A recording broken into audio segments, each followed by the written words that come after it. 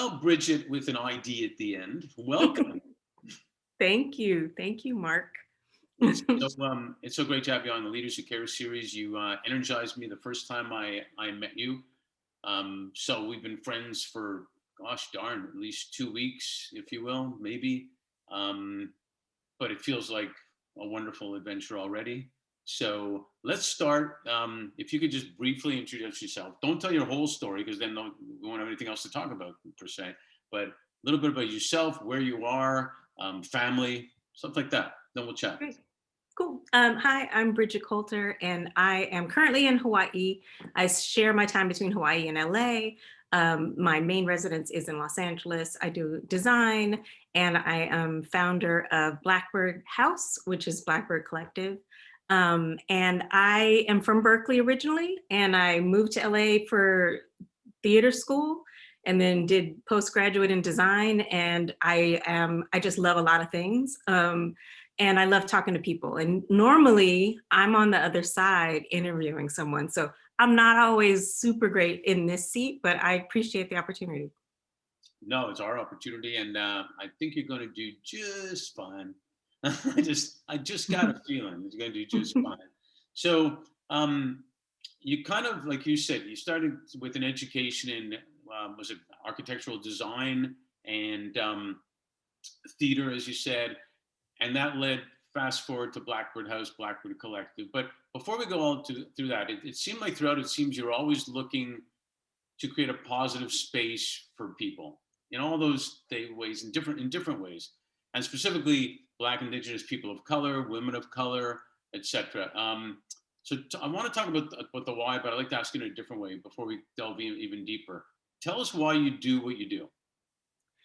I love beyond anything else talking to people who are striving, who want to make the world a better place, who know that there's something in them that they have to share. I love talking to these amazing people. And so part of it is I'm super curious about the human experience. And that rings true for myself as an actress, as a founder, as a designer, um, a- as a creative in drawing and art. So I didn't know this about myself, but have really like thought about the container of what do I love? And I've always loved bringing people together and community. I'm that one in the family who gets all the cousins to come together. I'm the one that is like, okay, let's have dinner. I'm the one who pulls everyone together for a poker game, or makes them all drive to Ojai. Or it wasn't too hard, but I did get a group of 19 to fly to Hawaii. Um, but I love putting people together, and I love talking um, to people who are just trying to do something, you know? Yeah, I actually do know. I can relate. That's one of the things I love about this series is talking to leaders who care about what's going on, and they are energized because they do care, and they show that they can do better because they do care, type of thing. So speaking of theater, let's slide to music for a minute. And I was like pleasantly surprised when you told me, and I'd like you to share how you and the Beatles have something in common, if you will, and tell us about that. Sure. Okay. So obviously, I am a Beatles fan. I am a fan. I have the most interesting mix of music. I like jazz. I like really hard rap, and I like the Beatles, and then the classic R&B soul from like my parents' generation. So, uh, one night when I founded Blackbird, at that point, we didn't really know what it was going to be called. And I'm like a researcher. So I looked at thousands of names and had lists with 1,000 people on it. And then I would go down and I had some silly ones. One, I don't know if I think I shared with you, one of the most esoteric one, because I'm from Berkeley, was Persimmon. All right. So thankfully, the Beatles saved us from that name. Um, and the story, it happened, it was about 3 in the morning. I should have been sleeping, but I don't know about all you founders out there who sleeps, because that's the time that I really think. So I'll go on and like start drawing or researching something. And I came upon this article that told the story of the Beatles song Blackbird.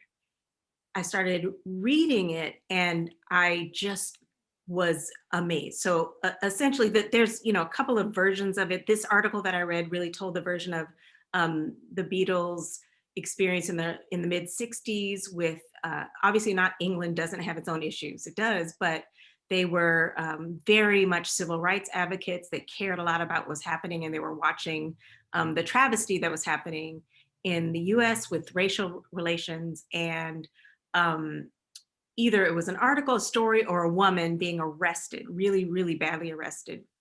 And it was a combination, I've read a lot about it now. It's a combination of a few events, but there was a woman being arrested and like a terrorist, like thrown down to the ground. And one of them, I think said to their American counterpart, what she must have done something really terrible. She must have like killed a bunch of people. She must be uh, and they said, she must have done something really bad. And they said, yes, she did. And I said, what did she do?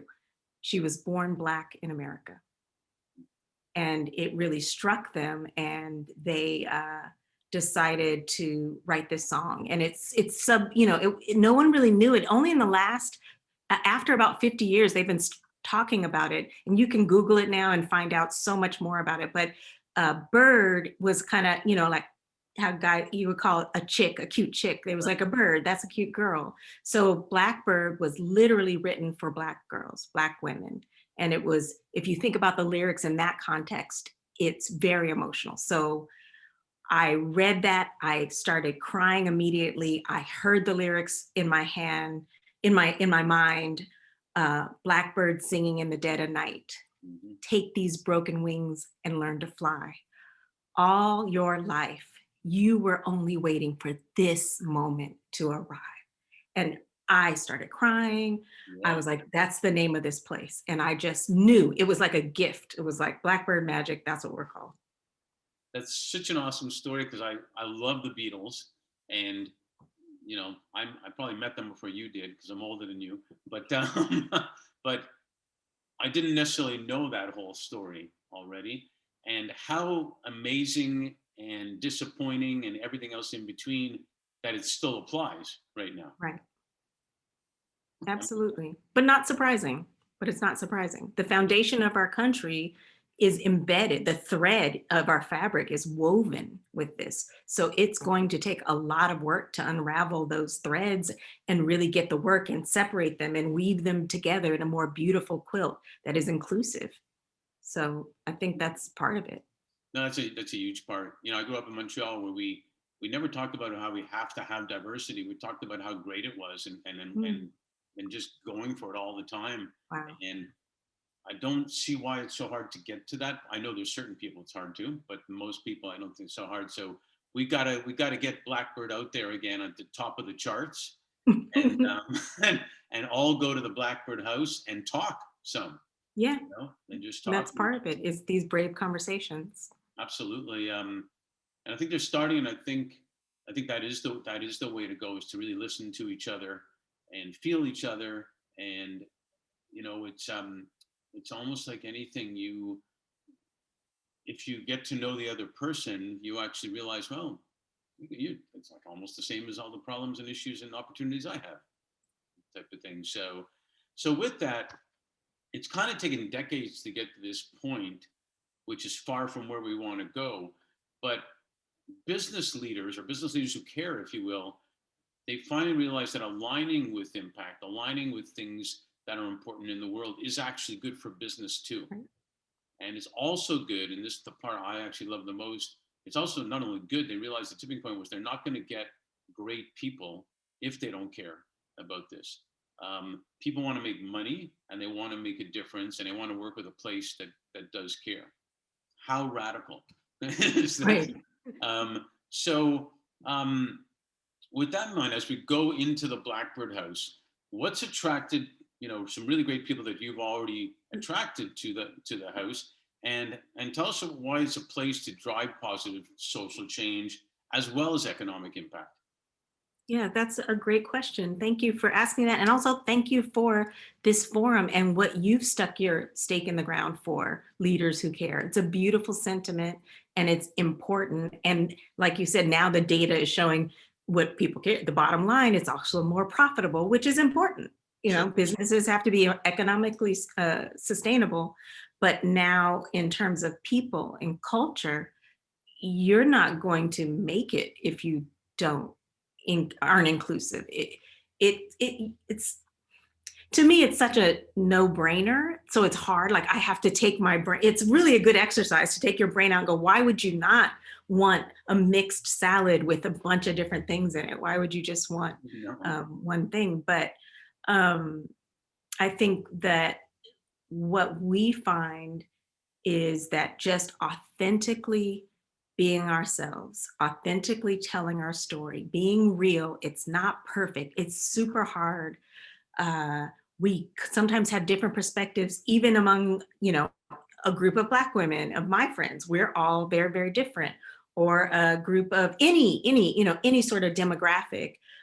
Within it, everyone is an individual. Kind of what, to your point before, is like once you talk one-on-one with someone, you have more similar, not only in conversation and sometimes experience, but in DNA, then you have differences, right? So it all makes sense, but division only benefits a few, whereas unity benefits the masses. So the movement now towards the people, for the people, the masses, has been incrementally led to this day. It has taken a long time, but each notch had to be carved to get us to where we are right now. And now we're in this expansive movement where it wasn't just the leaders and Black women who've changed Georgia and have changed the country, or the group of community on the ground, young people, these Gen Zs and these millennials. They're badass. Like I love them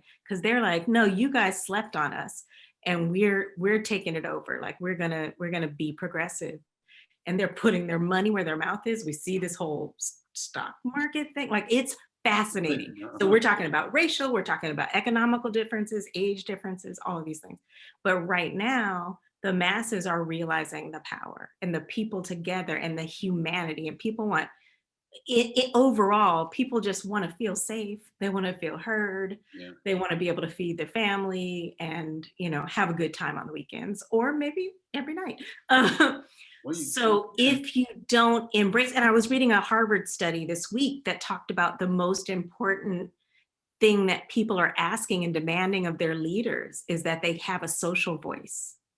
If they don't have a social voice, they're like, okay, here's an issue that just came up. What do you think about it, corporation? Or I'm leaving. So you're not going to get any young talent. And young talent is where it's at. Like they're the future. They're the current, the present, and the future. And if you don't have young talent, you're not going to go anywhere. So I think you have to, us older people have to like, okay. And then us middle people have to do, and then our young people are like, we don't care. We're just doing what we're going to do. And we're different. So I think this is also an interesting time in how many generations are still working. Right. Because boomers are still working and millennials are obviously have to still work. And then the young people, so it's just a wild time. Unfortunately, being this economy at this time is rough. But yeah. Things happen for a reason. And I think every era, young people want to make a difference. They want to rebel, they want to make a difference. This one's different, at least in my opinion. There's some urgency. There's some, it's almost compared to a little kid that says, hey, mom, dad, why is the sky blue? Because of da-da-da. Yeah, but why? Because da-da-da. But why? Da-da-da. And so like the stock market, like all these things, and I've talked about this a lot. We talk about best practices in companies. But how can we fit other things into best practices if we realize the best practices aren't really the best practices? They're the wrong practices because they don't do all this stuff. So they got to be the trusted practices, maybe, instead of the best practices. So what I do love about Blackbird House is you talk about and allies. Can you share a little bit about what that's all about? And that's why I find it so appealing, because the whole point of inclusivity is inclusivity. Talk about it. Yeah, absolutely. And I think, I'll preface it by saying it's also important for us to have our own spaces, for us to have your community or your inner space, your group. You go whatever your group is. If you go to church, if you go to temple, if you go roller derbying, like your group, to have your people that are just like you, that you're like, okay, I can. But for for me as a multicultural Black woman who grew up in Berkeley, California, which was one of the biggest social experiments in integration and all of these things, like growing up with that experimental education and changes that would happen in Berkeley public schools, there was no other option other than us all to figure it out together and get along. And I think it made those experiences, even if they were tough, even though sometimes you had to get in a fight in the schoolyard, which you do in middle school, it just happens for some of us. Some people never do, but look, I was a little rough. Um, but one thing that it did, or one thing that I've always loved and that I knew at the core, is whether my friend was affiliated or my friend was like, the core of it, it was just like good people inside were who I was attracted to, no matter what their thing is. So when we think about Blackbird, we, the conversation was, what do we want to be? We want to center on women of color, because very few, especially in 2018 when I was first talking about this concept, and I talked to a couple of VC friends, hey, I just want some advice, mentors, this is what we're doing. The question in 2018 was, well, okay, I see you're centering on women of color and allies, but what else? Is that enough? Like, what else are you going to do? And I went, wow, this is one of those inexplicable things that I cannot describe to a person. So I don't know at this moment how to describe that. So what does that mean? So to circle back, now I say it and it's a no-brainer.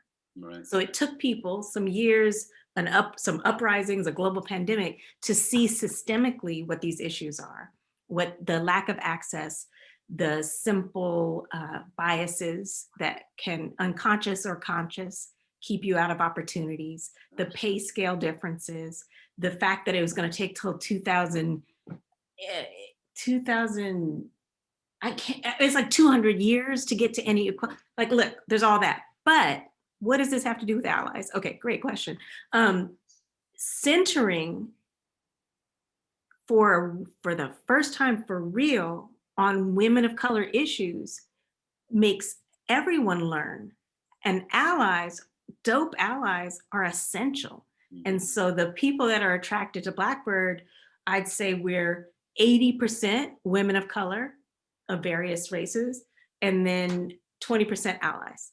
That 20% is so essential, because when I go to a space normally, it's 80% allies and 20%. So if we flip that table and you have that experience, and then you can take that knowledge to your community, I'm not here to educate you, it's an experience that you just get from hearing the issues. It's anything you don't, when you read a great novel, you didn't know about that particular culture, and you didn't know about Kite Runner. I read Kite Runner. I was like, the world is different, you know? So for us, it's that experience to center on it.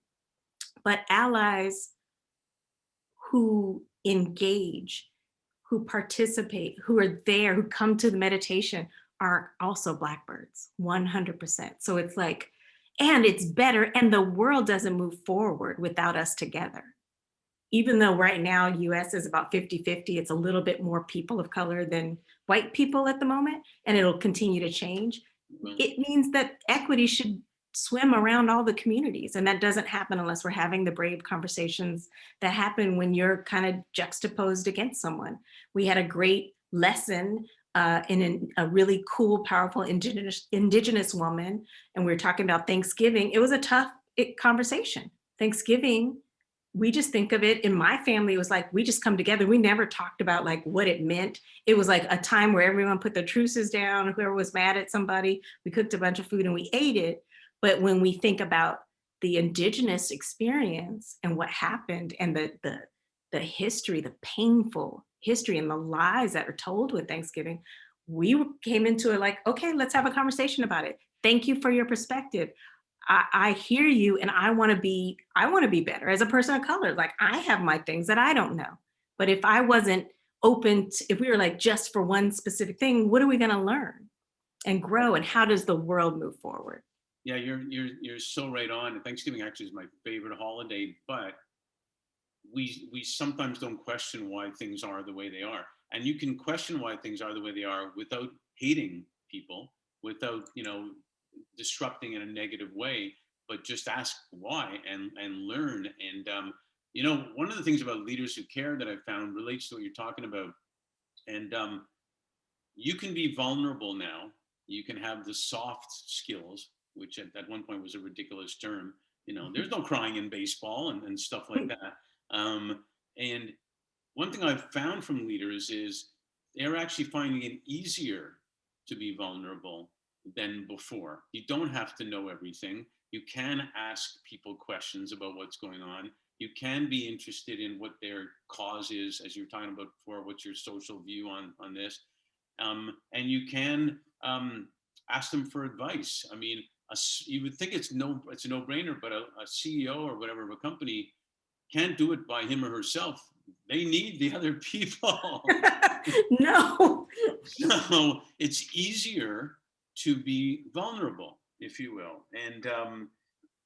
And so it's the same perspective, I think, like you're talking, where that 20%, number one, should be accepted to be there, and they should be vulnerable and open to being there for the right reasons, because wow, this is great, this is exciting, this is cool, different food, different this, different that.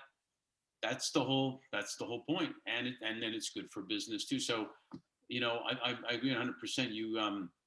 Leaders who care embrace and bring and all this to the table without it being a problem. And it kind of leads to my next point. So my grandparents used to say, they were from Kiev and they had this accent, and they always used to say, as long as you have your health, that's the most important thing. And then they would say, and education, but it was health. And it wasn't a slogan for them, it was real life. And so we've got COVID, we got technology still moving at a gazillion miles an hour.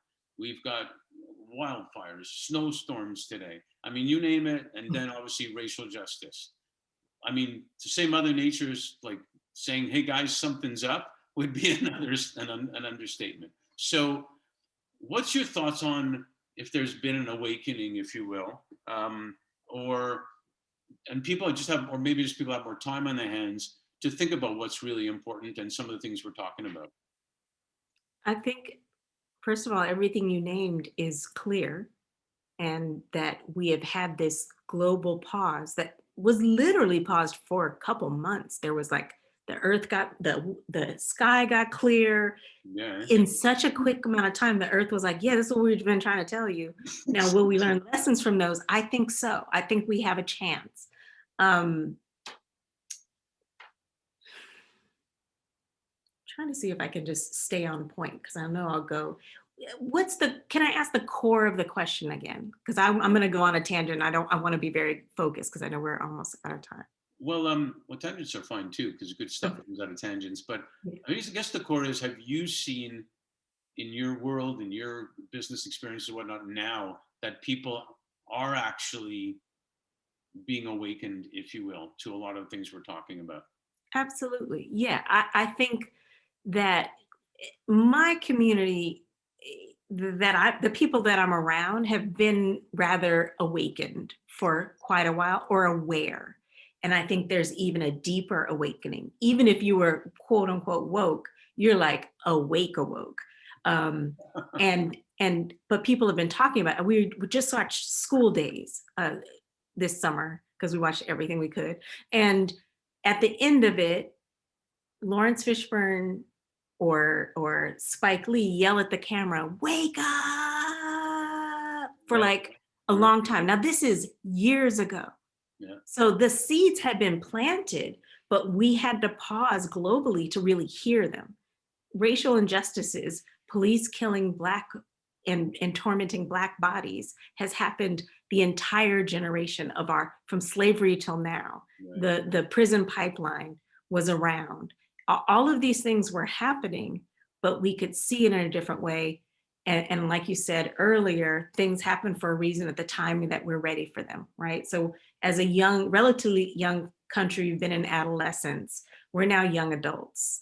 And we have to now like earn rent and start this like big grown up, like, let's be responsible citizens to each other. Some are dragging and pulling and ready to fight it. And some are like, no, we have to do it, because if we don't come up as a people, if you have 1%, the top 1% of the 1%, like we got the 1%, And then there's like the ghetto of the 1%. And then there's like the 1% of the 1%. And the disparity between that amount, forget that, and the 99 is unbelievable. Yeah. So if we have that kind of disparity where one person owns that much, and I'm not blaming anyone, like have wealth, have success. Those are important. And finances are just freedom to me. And I have had the privilege of being completely broke, super happy, figuring it out as long as I could eat, and being in abundance, in an economic abundance. And I've seen both.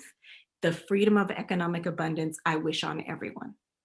Yeah, And it's a great point, and it kind of makes me think of, we really have seen what we now are calling, who's essential, and that means mhm, everybody's essential, and everybody needs dignity in what they do. Whereas dignity. before, it was kind of like, oh, you didn't go to school, nice talking to you, I'll move over here. Oh, you went to that college, oh, I'm going to move over here. It was all these categorizations, and basically looking down on people. Yep.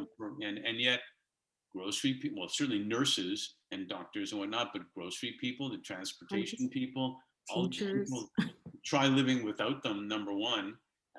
So I'm hoping that we're realizing, and teachers, obviously, that it's everybody plays a part. And you're right, if only X amount are making the money, forget even to have luxury, to have a good life, then Right.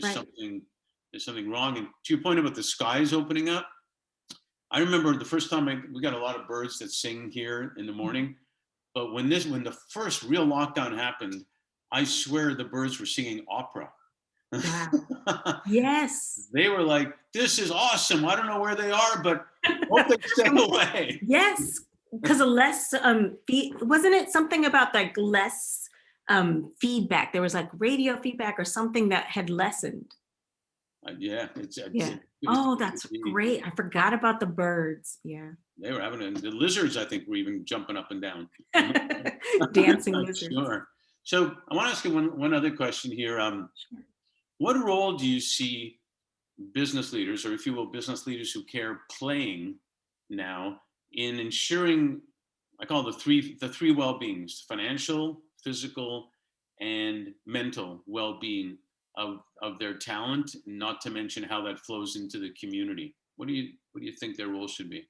I think their role should be more active and part of either, if you do corporate reviews, that should be part of the review and in the consideration of um, compensation, not just financial compensation, but uh, options, mental health options, um, really giving leadership skills or training to someone who has an aptitude for something, identifying, really knowing the whole person. And not, I think it's different. It used to be just like, go to work, you're professional. And then, that was like my grandparents' generation, go to work, you're professional, you don't show nothing at work, you come home. And now it's like, hey, how you doing? I know you lost an aunt. We had multiple family members lost from our tiny little team. And you can't just be inhumane. You have to go, oh, you lost someone. This is horrible. Let's just have a grief circle or take that time off, go hang out with your family. Just really think about the whole person. Because in this pandemic, obviously we'll get through it and it'll be a better, newer, different normal. But I think leaders who care will care about the whole person. And then in terms of the team, give them the tools they need, the support they need, and the conversations they need to break these biases and break those old rules. Because the old rules, even people I know in HR, it's like, well, that person, how dare they go off and how dare they do this? And it's like, let's think about why that person is going through this. What is, especially women, and now we're bringing, the mandate to have women in boards and a lot of, it can't just be place somebody. It has to be, now let's have things in place. And there was a practice of finding a Black person to put in a D&I, diversity and inclusion position. Mhm. So dangerous to think just because I'm a person of color that I'm suddenly a DEI or DNI expert. Exactly. I know what it feels like to be called the N word. I know what it feels like to be called little darling. I know what it feels like to be said, oh, I just slapped your butt. I know all of those things. That doesn't mean I know how to help somebody else through that experience. I'm happy to be trained in it and learn it, but it's not my expertise. And I saw a lot of positions just being filled. So think about, if you're going to fill, maybe there's a person with an aptitude for it, give them the training so they can succeed, because you're setting up so many people for failure. And then you'll go, well, we tried, we put them in that position, but you didn't give them support. And I know people are getting promoted, but not necessarily compensated equal to that. So much is happening. So be equitable, be fair, have your success, have your beach house, have all the things that you need, and be happy, but make sure your team, the people who are making your business work, have some share in it. Like a Patagonia. I don't know them personally, but everything I read about the way that company works. And I had a friend who worked at Airplane, Southwest Airlines, was a part owner. She got shares that could vest, and all these. So like thinking about including your team, because they make you amazing. Yeah, you're 100% right. It's amazing when you care about a person.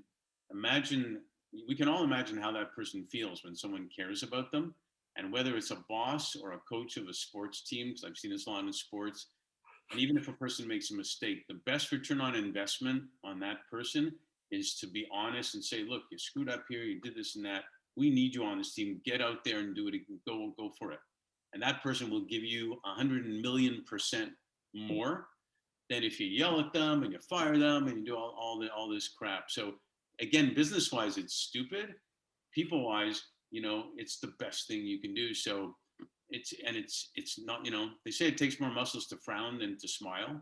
So why aren't we smiling more? It's a lot easier. If it's easier, then let's do it. Yeah, exactly. So awesome. So one last quick question. So much has happened in obviously 2020, and a client of mine said the year's flown by slowly, which I thought was an amazing Yeah. thing. What are you most grateful for in the new year? I am grateful for so much. I feel like I walk around humbled by last year, humbled by life, humbled by the people I've gotten to talk to, the people I meet.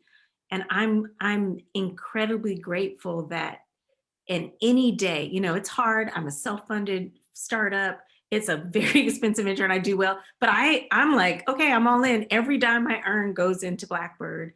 And that's what I'm doing at the moment. That's my way of being of service. And I'm like, okay, that's what I'm doing. I'm grateful that I'm in a position that I can do what I'm doing. Because if I didn't have that runway, frankly, we wouldn't be able to continue. And so that I can continue this, grow it in this way that we have a very strong container for what we are. We're deepening our mission. We're understanding our vision in a way I never knew, that I get to keep doing this at this time, no matter how hard it is. The times that I'm like, oh, I'm done. It's so like, I'm exhausted. Why did I do this? And then I'll talk to someone and they're like, you helped me through you don't understand, you being here the last 10 months. I was alone in my apartment and I would chime into your programs and that got me through. And I went, oh, okay. That's why we're doing it. I love it. Thank you so much for joining us. Thank you.